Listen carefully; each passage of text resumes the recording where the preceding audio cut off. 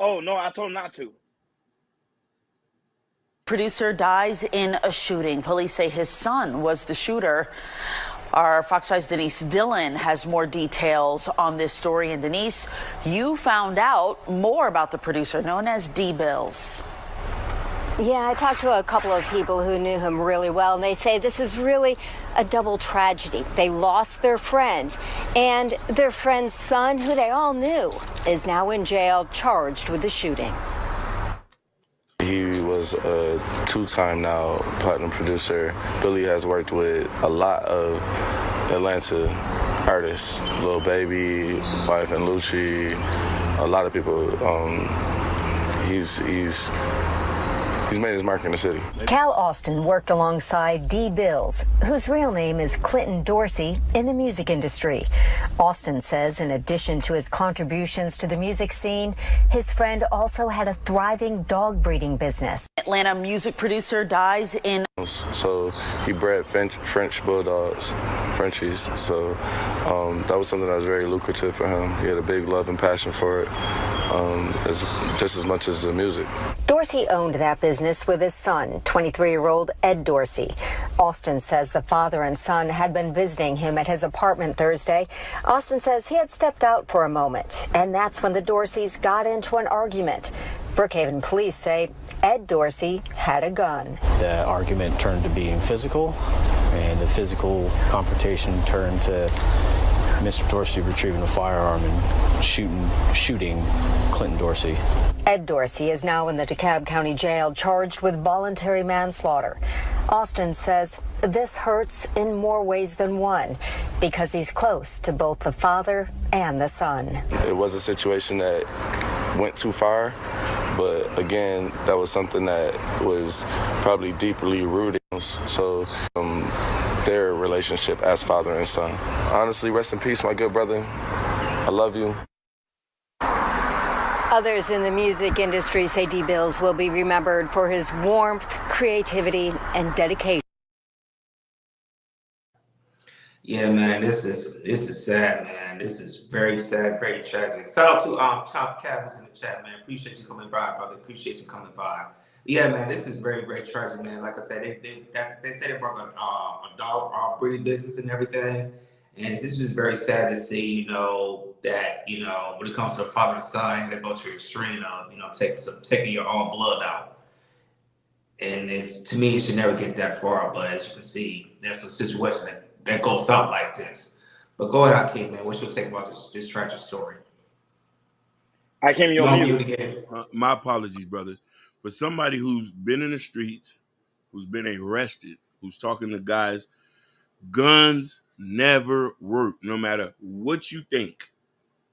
You think you're getting them for protection. There's always, even good citizen who has guns end up in jail. You can't control your emotions when that pistol up. You can't control your emotions. I know people who are sitting in jail due to a 15-second interaction. 15 seconds, because the thing lasts is very rare. I have friends who have died from arguments. I have stopped people growing up from shooting other people over something silly, dice, money, women, and sometimes you can't. Me personally, I never dealt with them because I know in the heat of an action, I'll probably still be in prison. I don't support them. I don't think people should have them.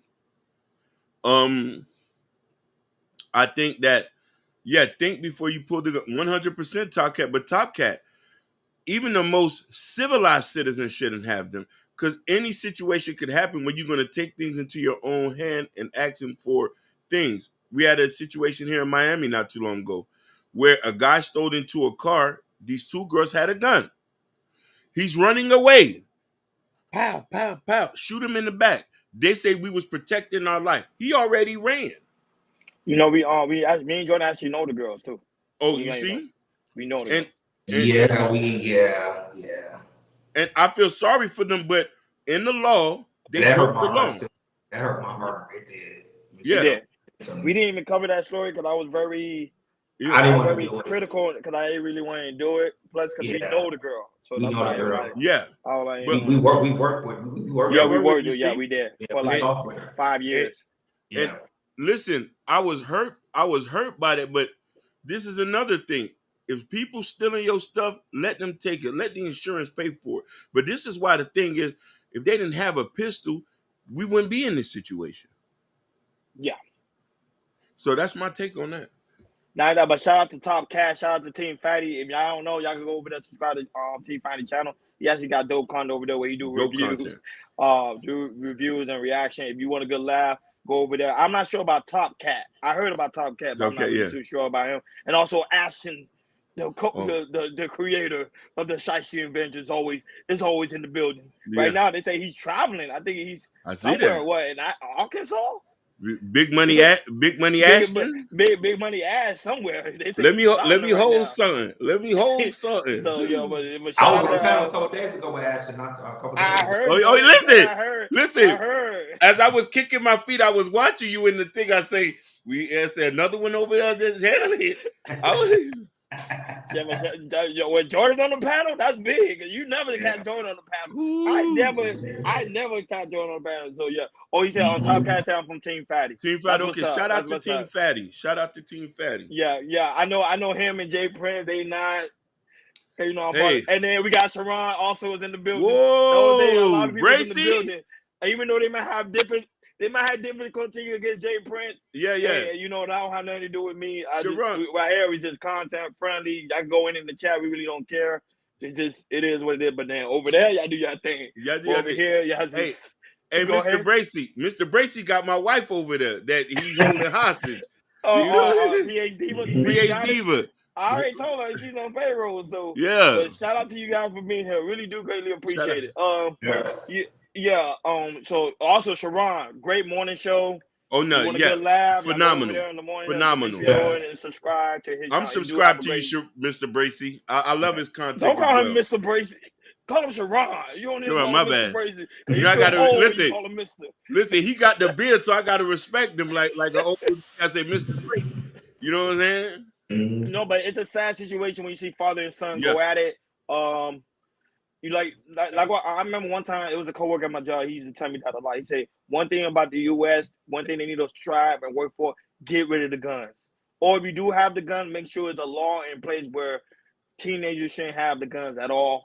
And I agree with him 110% because when you have a son accidentally sue his father, I don't think he meant to do it. I think it was in the heat of the passion. Shout out to No Chaser.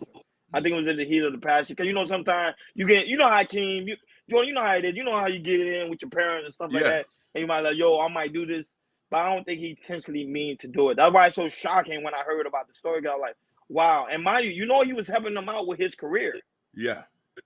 Because I think his son wanted to be a rapper, so he was literally producing his songs. So it was like, it was just a bad situation. And I was like, it's unfortunate that it happened, but I'm just gonna keep an eye on the story because I hope it wasn't that he didn't do it just to do it. I hope he did it. It was really truly a mistake, and now because he really hated his father. Because you also hear stories how there's sometimes a son will sometimes feel threatened by his father, and then he'll try to take him out.